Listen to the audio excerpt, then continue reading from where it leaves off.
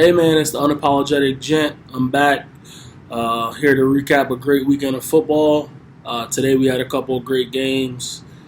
Spurs, top of the Premier League right now, surviving, looking decent, man. Looking a lot better than people thought they would have looked. Nuno has those guys undefeated, even though they've only scored one goal in each game. I think they're going to be a better team than people think. I expect them to finish in and around that fourth, fifth, or sixth spot.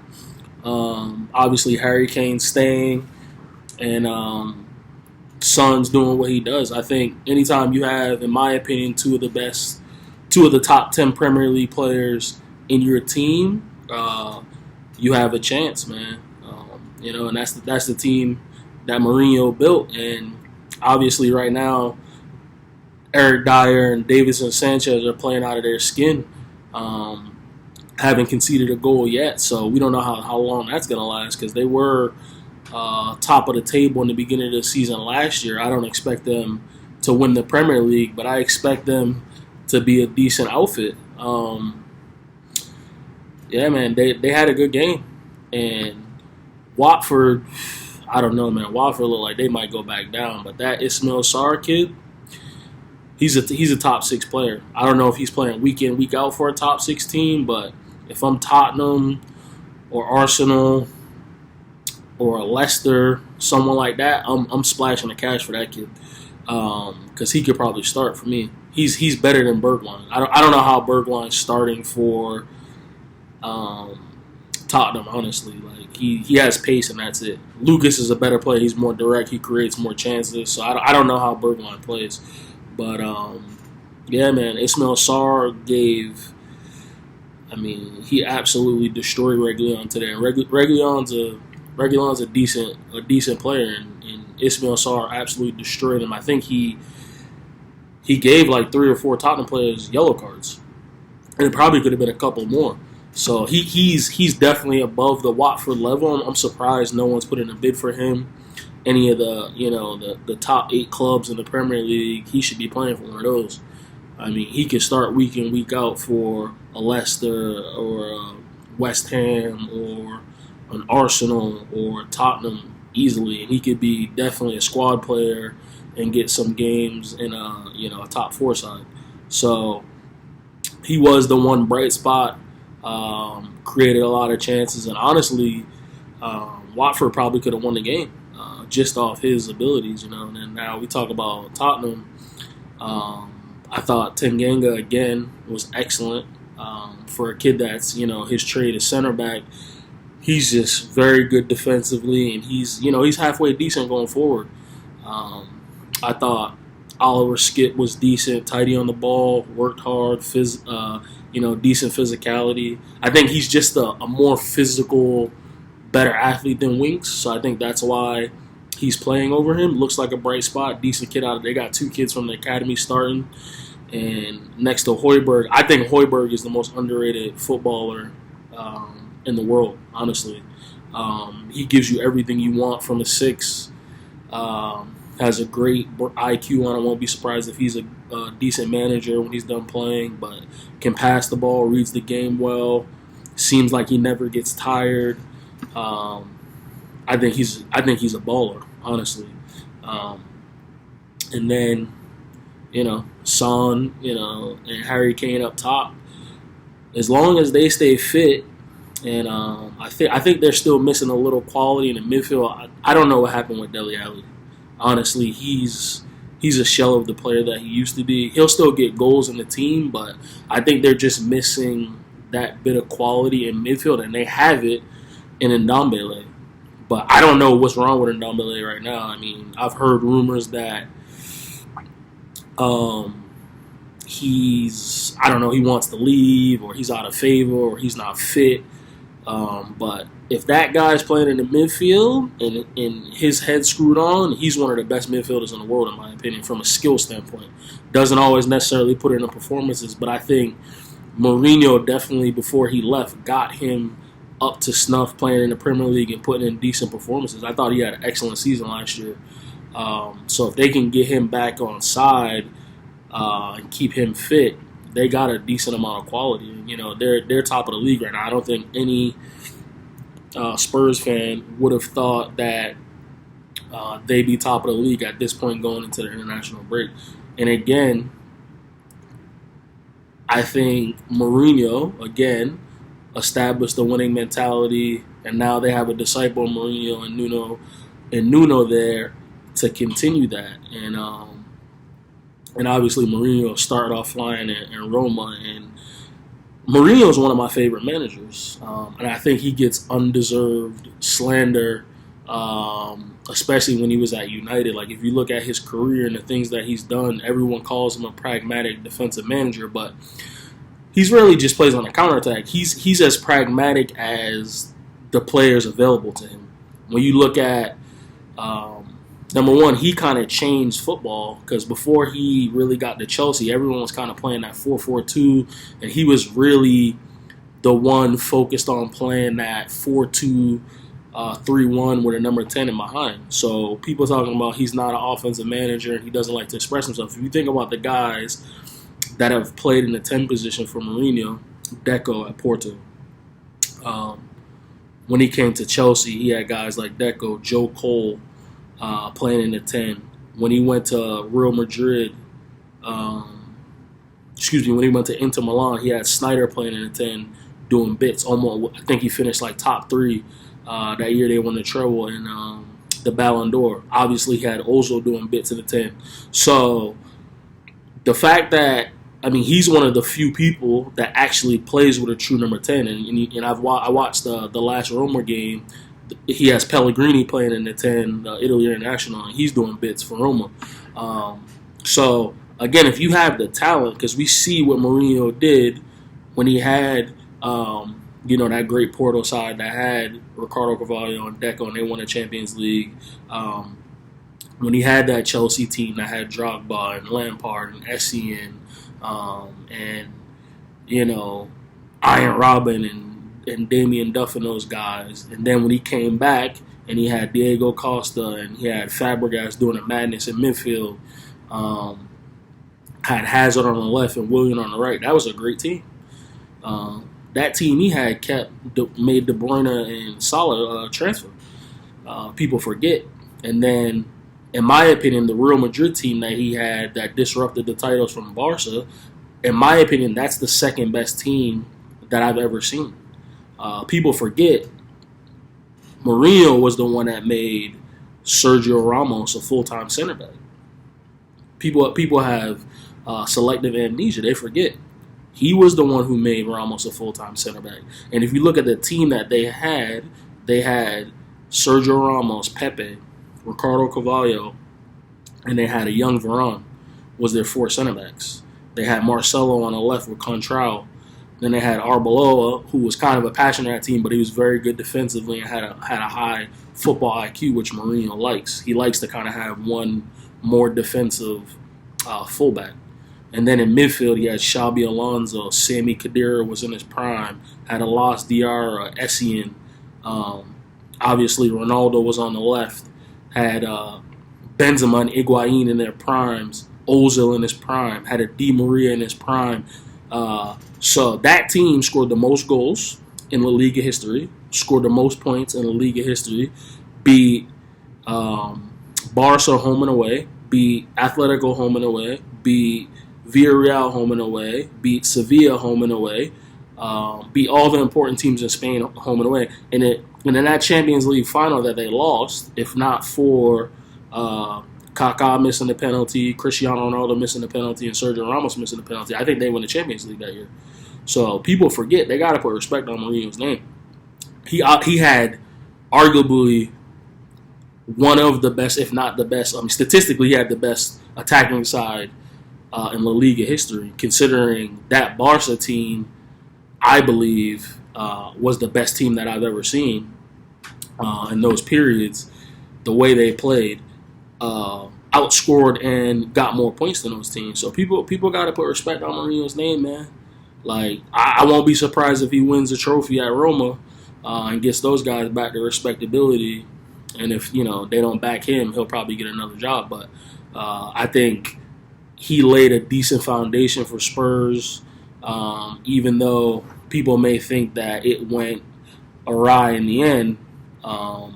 He instills a winning mentality, and I know Harry Kane for sure respected the hell out of him. When he got fired, Harry Kane probably thought to himself, "Yeah, I'm out of here.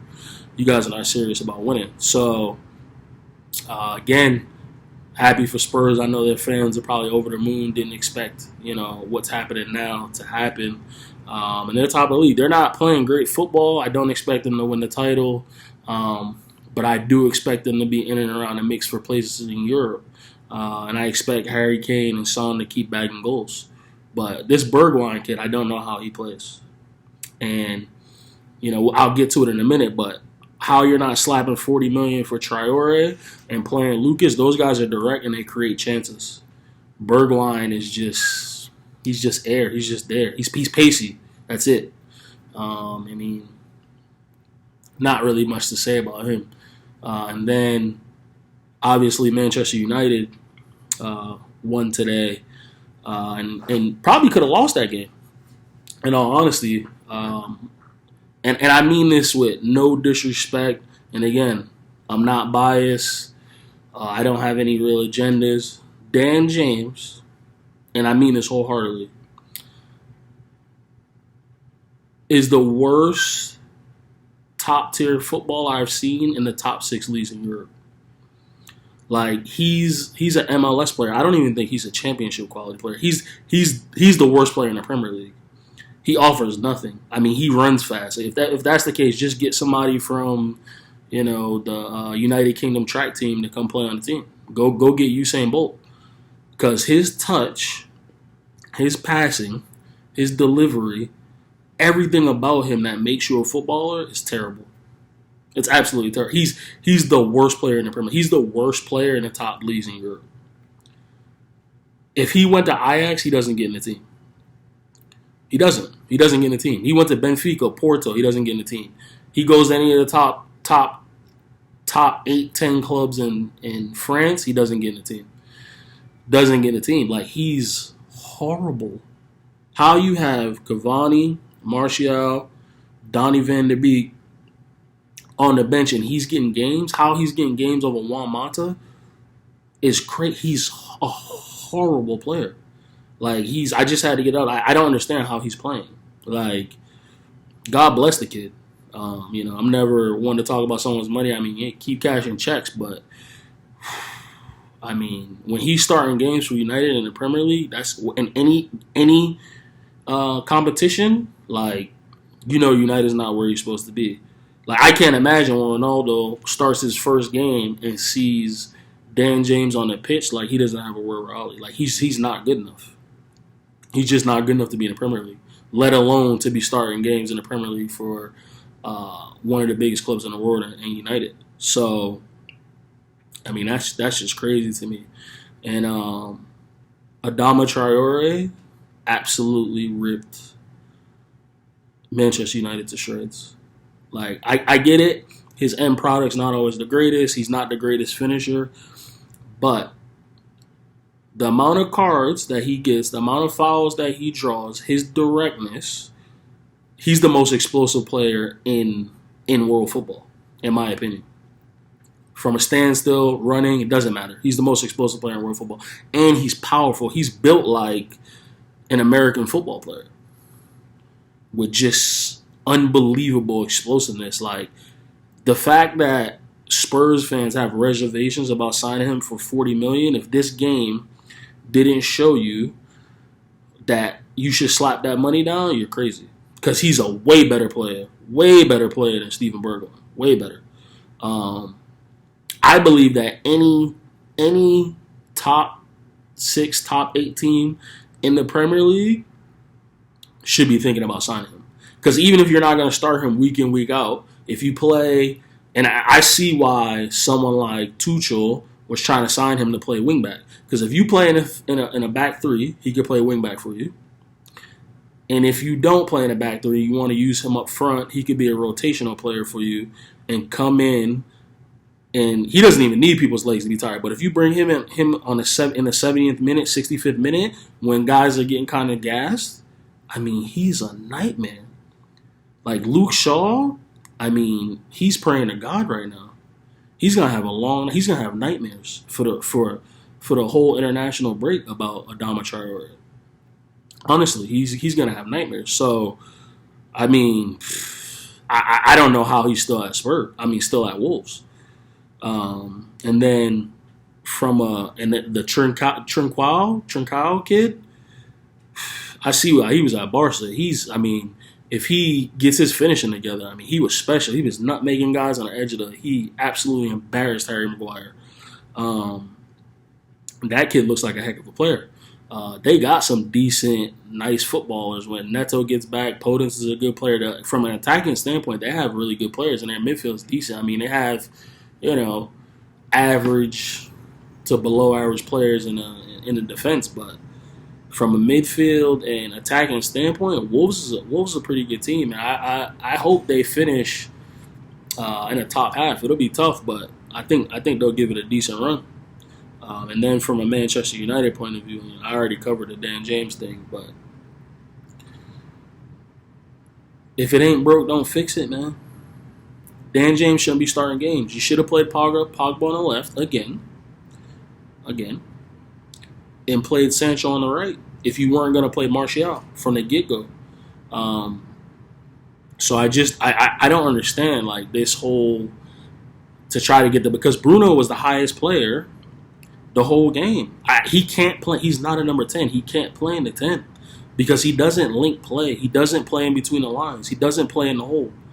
And when Ronaldo gets there, we seen what Bruno was doing in the Euros, and it doesn't work. It doesn't work. You need someone to link play. You got Pogba and Fred in the midfield, and they have no one to pass to in the center of the pitch.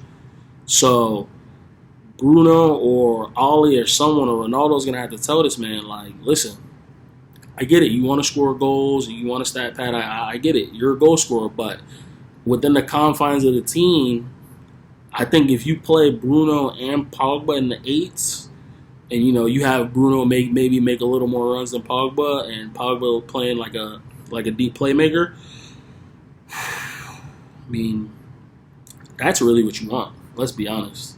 I think if I'm United, what I would do is I'd probably play Ronaldo down the middle and have Cavani as his backup, maybe. And then I'd have 2 people for each position. I'd play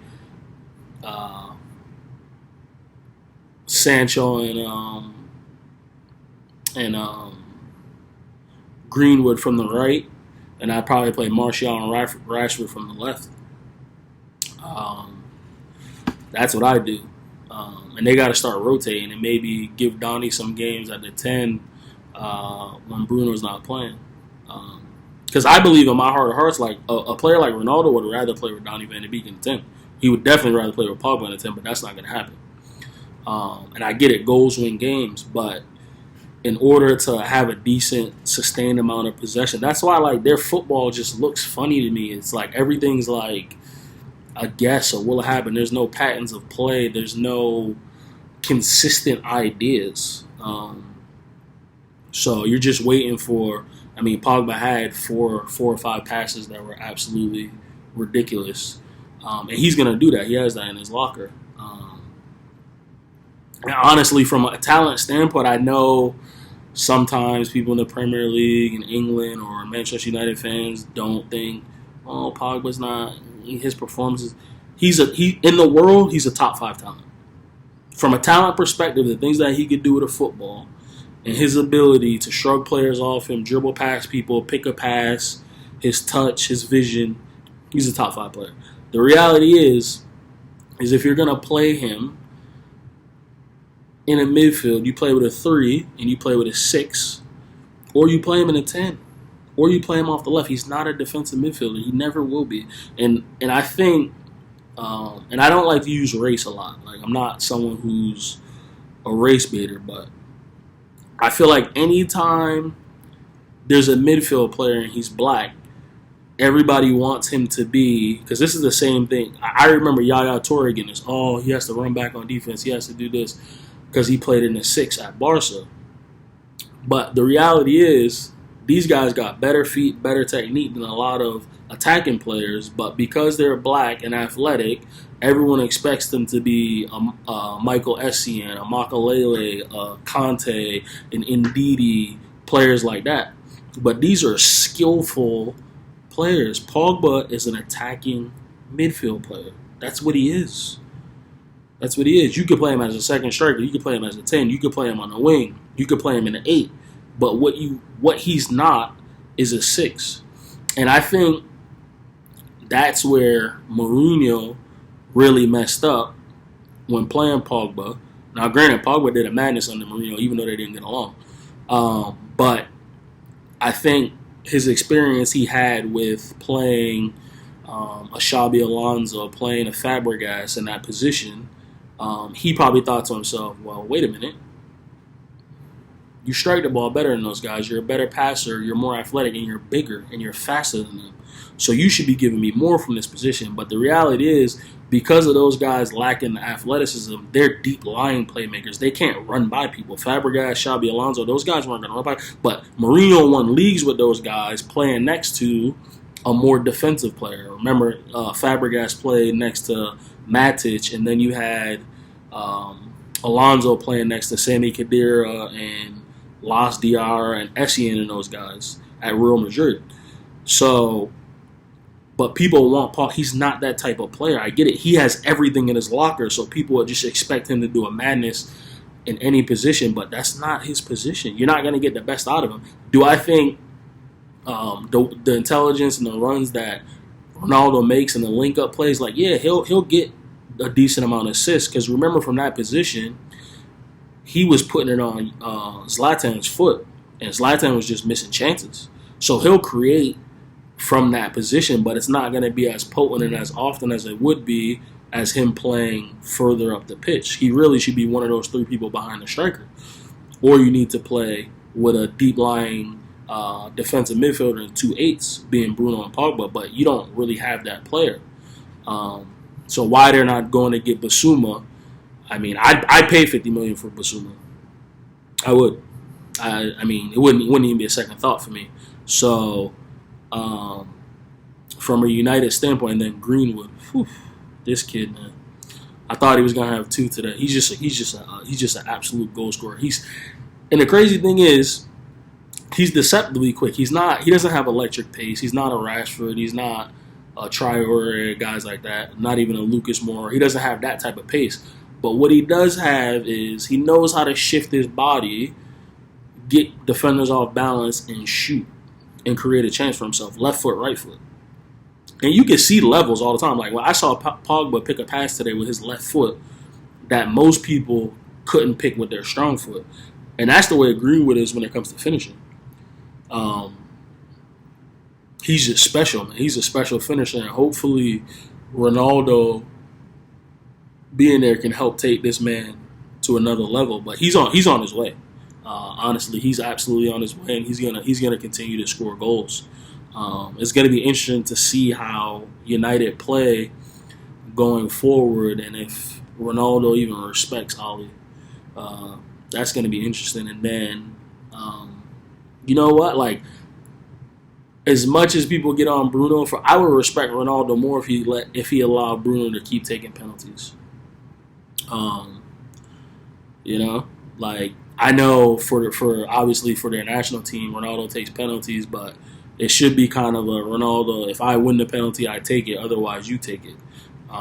If you're on the pitch, because the reality is, like, Ronaldo's a great penalty taker, but so is Bruno. So, you know, if it ain't broke, don't fix it, man. Scored 9 penalties last year. So we'll see, man. Like, it's gonna be interesting. We're on to the international break, and I'm rocking my Barcelona jersey because I can't wait to watch PSG later today.